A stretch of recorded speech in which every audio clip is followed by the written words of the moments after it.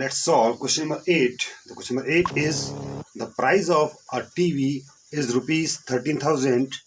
The sale tax charge on it is at the rate of 12%.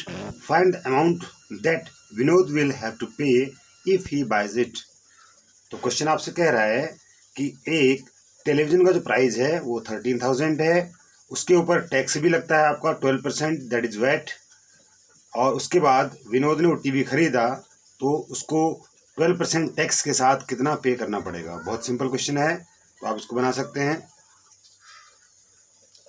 Total amount paid by Vinod, Vinod कितना amount पे करेगा price of TV plus उसमें कौन सा amount पे कर रहा है वो sale tax.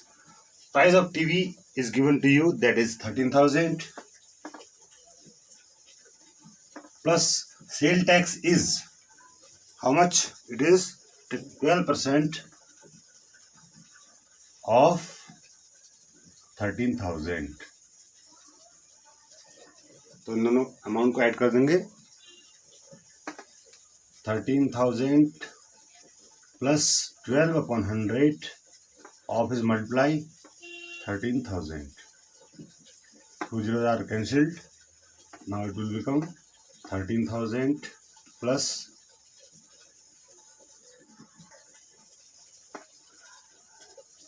1,560 is your tax and total amount is 14,560 rupees। जब कभी आपको ऐसा क्वेश्चन दिया गया हो, आप उसमें कहेंगे आप कौन सा फॉर्मूला लग रहा है। फॉर्मूला वही है सीपी प्लस प्रॉफिट वाला, है ना, उसी का दूसरा रूप है ये। आपको प्राइस ऑफ टीवी दिया गया आपको, प्लस आप उसमें क्या करना है, टैक्स ऐड करना है। तो टैक्स क्या होगा, टैक्स 12% किसका होगा, सीपी का ही होगा, जो आपने जो उसका टीवी का जो प्राइस था 12% of 13,000। Finally you can solve and get answer.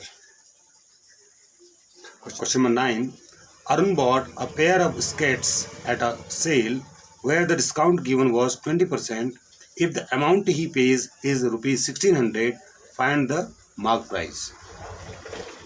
Arun ने जो है एक स्केट खरीदा और उस स्केट में उसको 20% डिस्काउंट मिला, और डिस्काउंट मिलने के बाद जो उसने पे किया that was 1,600।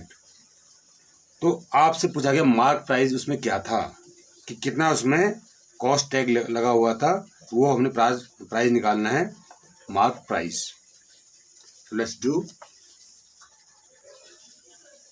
We can suppose the mark price rupees x, माना कि उसका मार्क प्राइस एक्स रुपीज था। तो आपको पता है कि मार्क प्राइस होता क्या है। मार्क प्राइस क्या होगा, सेलिंग प्राइस प्लस डिस्काउंट। ये होगा कि जितने उसने सेल किया और जो उसने डिस्काउंट दिया, उन दोनों को मिला के ही तो आपका मार्क प्राइस आता है। You know discount is mark price minus selling price, that's why mark price equals to selling price plus discount.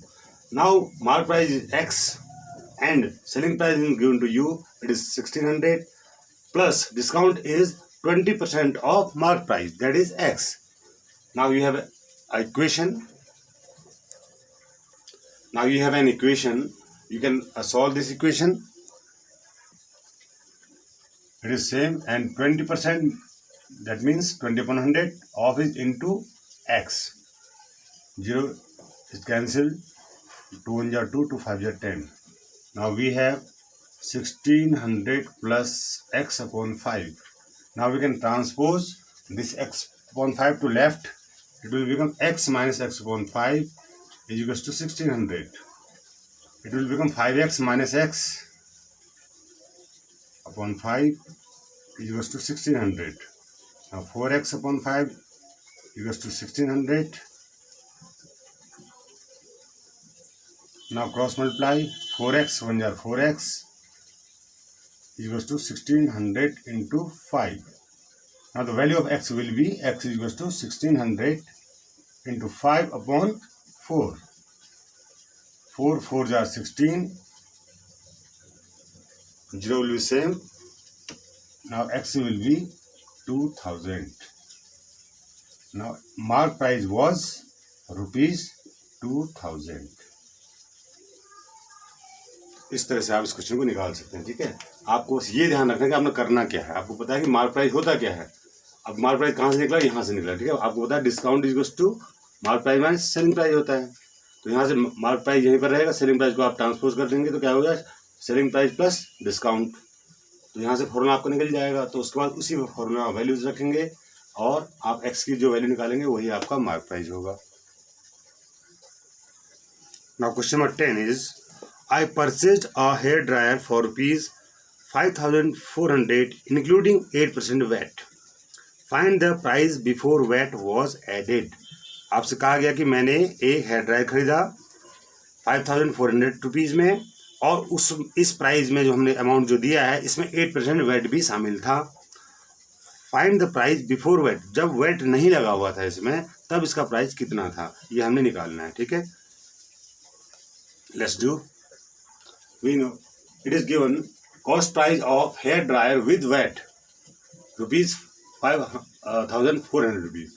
VAT is a kind of tax, value added tax, right? ये भी tax होता है। तो tax के साथ आपको इतना मिल गया हो तो इस प्राइस में आपका टैक्स भी शामिल है। तो सपोज जो उसका जो कॉस्ट था टैक्स से पहले, जब टैक्स इसमें ऐड नहीं हुआ था, उसको हम एक्स सपोज कर लेंगे। Let cost price of hair dryer without VAT is rupees x. तो अब आपका जो ये है वेट के साथ जो आपका अमाउंट है, ये जो अमाउंट है ये किसके बराबर होगा, एक्स जो आपका विदाउट टैक्स जो अमाउंट था प्लस इसमें टैक्स लगा था। कितना टैक्स लगा था, 8% ऑफ एक्स, राइट। तो आपको तब जा इन दोनों अमाउंट को हमने ऐड किया तभी आपका 5,400 रुपीज आया। इसमें टैक्स शामिल था तो हमने टैक्स को अलग अलग करके दिखा दिया। Without tax x or with tax this is amount, this is the amount. Without tax the cost was rupees x, so with tax it will be x plus 8% of x. X plus 8 upon 100 into x. 2 4s are 8, 2 5s are 10, 50. Now again you can cancel 2 2s are 4 and 2 25s are. Finally you have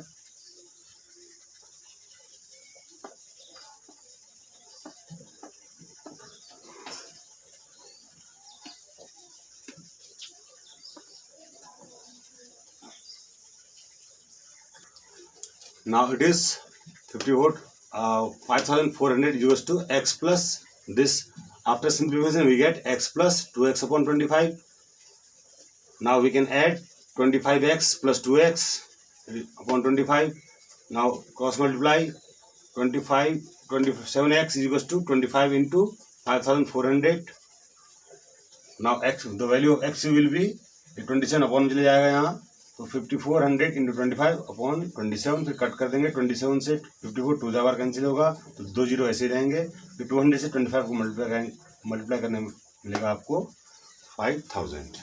तो ये आपका tax से पहले का जो आपका price था वो ये था। तो आफ्टर टैक्स क्या हो गया था, वो प्राइस ये हो गया था। ठीक है, तो इसमें क्या क्यों इतना ज़्यादा हो गया था ये, क्योंकि इसमें 8% आपका टैक्स भी ऐड हुआ था। इसमें आपका टैक्स भी ऐड हुआ था तब जाके ये अमाउंट इतना हो गया था। ठीक है, इस तरह से क्वेश्चन को समझना है और ऐसे क्वेश्चन करने हैं। Now the exercise over, next video I will solve next exercise. It is very interesting. So till then, take care and have a nice day.